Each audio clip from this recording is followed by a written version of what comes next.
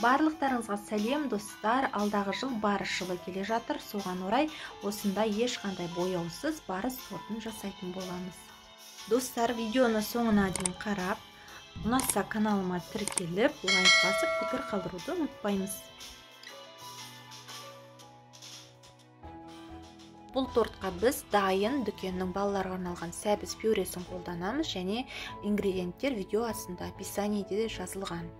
Бір ыдысқа сұйық май, айран, пюрені құйып және сода салып араластырып қойып қоямыз. Ұнға қопсытқыш салып араластырамыз. Бөлек ыдысқа 3 жұмыртқамызды шым-шым тұз және қант салып, аппақ болып көпіргенше үлкен жылдамдықта миксерлеп аламыз. Енді ұн мен сұйық массамызды 3-ке бөле отырып, құйып араластырамыз. 3-тен 1 бөлігін басқа кішкене ыдысқа құйып аламыз. Осы кішкене массамызға какаоымызды салып, әбден бір қалыпты болғанша араластырамыз.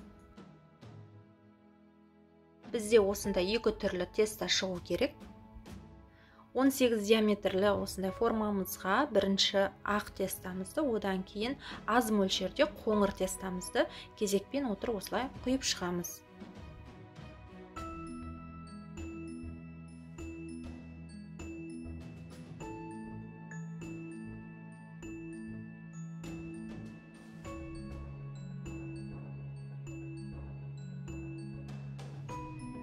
Бисквитіміздің ортасы көтеріліп кетпес үшін осылай фольгамен жауып, қызып тұрған пеште 175 градуста бетін жапқан күйінде 50 минут, ал бетін ашып 15 минут пісіріп аламыз. Бисквитіміз әбден суығаннан кейін беткі, яғни қоржын жұқалап кесіп аламыз. Бұл бізге сыртына жапсыруға керек болады, және жіптің көмегімен немесе пышақпен бисквитімізді 3 бөлікке бөлеміз.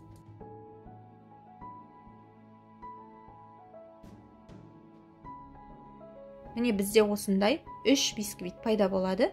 Торттың кремін дайындаймыз. Бұл бізде сметанковый крем, барлығы тоңазытқыштан шыққан, салқын болу керек. Қант ұнтағына сгущенка және 20-25-30% дүкеннің қаймағы. Барлығын жақсылап тұрып, бір қалыпты масса болғанша миксерлеп аламыз. Тортымызды жинаймыз. Корж, крем, корж, крем, корж болып кетеді. Арасына кремдерін осылай молынан салып шығамыз. Кремнен кішкене бөлігін сыртына жағуға алып қаламыз.